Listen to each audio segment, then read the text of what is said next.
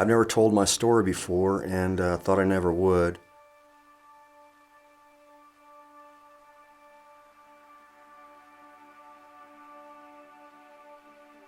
We both had struggled our whole life and came from drug-addicted families, having nothing, not even electricity, stuff like that growing up.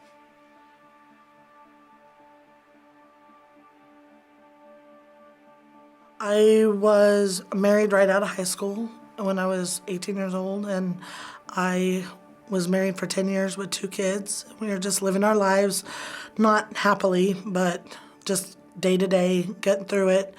And then our marriage really started to fail around the first of the year of 2011.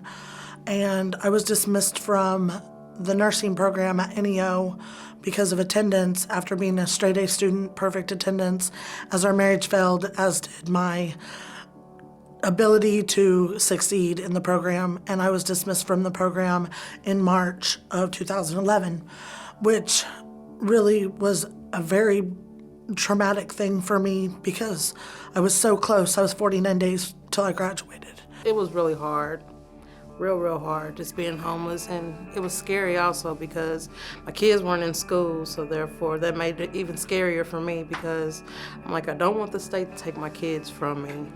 I didn't have an address to use for them to go to school, so it's like, oh man, this is just a very scary situation, so all I could do is just sit up and pray, and pray, and pray, and pray.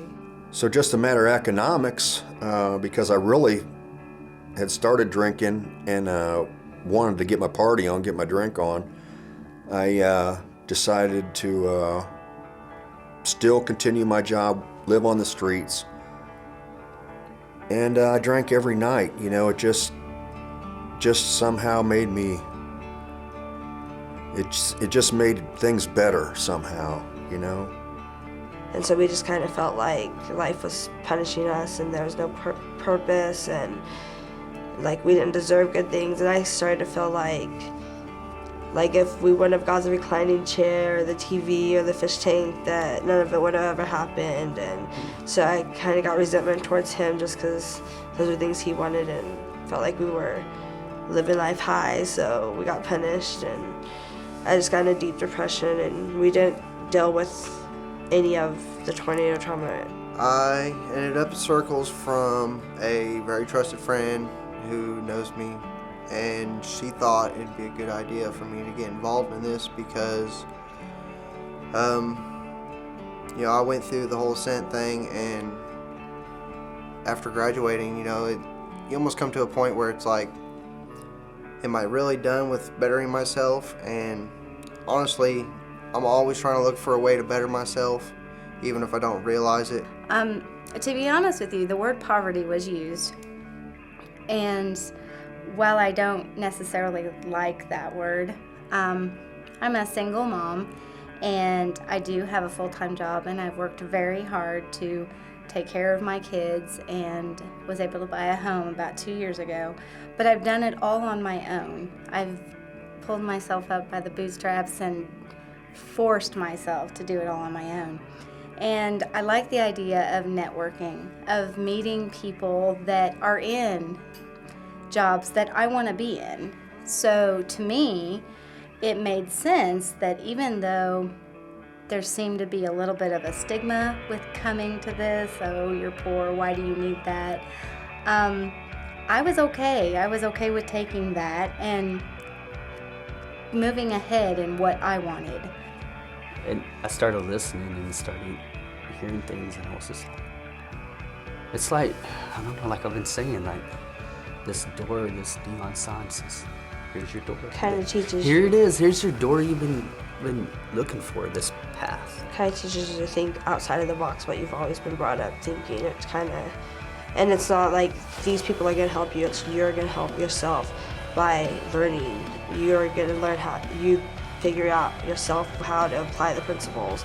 But then there's going to be these people that's going to support you, and then eventually, hopefully, it's going to circle around, and you're going to be an ally for somebody in a circle group. That's like the whole purpose of circles, is that you let you know I'm becoming an ally, and you help the people where you were.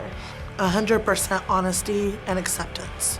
I feel like we can tell each other anything, that we've all heard it all. We've all been there some way or another.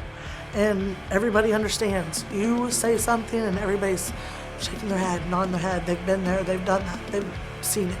And so you don't feel like you're an outcast, or you don't feel like you're the only person in the world that's ever screwed up, because there's a lot of people out there that are just not so much screwed up, just made poor decisions. And all Circles is trying to get you back on the right pathway to success.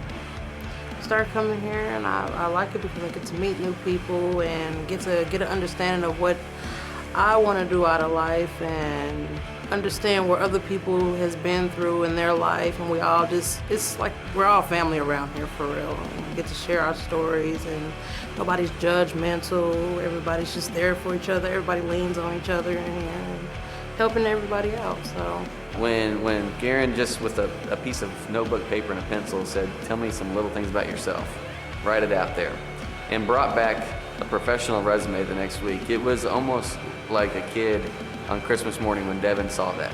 I mean, this is me. That's me. I've never had, I mean, that was his most prized possession at that moment. That is what we're looking for in an ally. Somebody to sit down and do you have Microsoft Word on your computer? All right, well, let me bring my laptop over. Let's put together a resume. Let me show you how to put together a reference list. Let me show you how to go through an interview process and what you wear and what to say. Let's practice that. Let's do a little role playing. You walk into the room, and that's what an ally does. They don't fix. I mean, they're not fixing anybody. They're just sharing their already life experiences. They've just been to a point in life already that the person is looking to get to, and so they're just wanting to shorten that learning curve to say, look, I've already walked down this road. I know where the twists and turns are. Let me help you avoid those same things that maybe I stumbled on. And it's not because they said they know more. They've just experienced more. There is hope out there for a guy like me. This program is not about me. It's about us in a community. It's not so facilitated, it's more of people helping people, and I really like that because, I mean, that's how I've bettered my life in this past year and a half, is finding people with common goals and actually working towards them. I want to come back and be a leader in Circles, and I want to help somebody else that is down on their luck and thinks that they're going to be like this forever. I'm just, trying to move forward to just make things happen for me and keep on the good track. It's given me the courage to say, you know what, I can do that, or I can't do that, and you should bet on me. Every time I leave here, I'm uplifted. I have hope. You're not the only ones that went through something like that, and you're not the only one that's went through a bad storm in your life. The federal government will put out a guideline that says you're in poverty when you make this amount of money based on how many people live in your house. We don't believe in that. You're in poverty when you face something in life and you don't know who to call.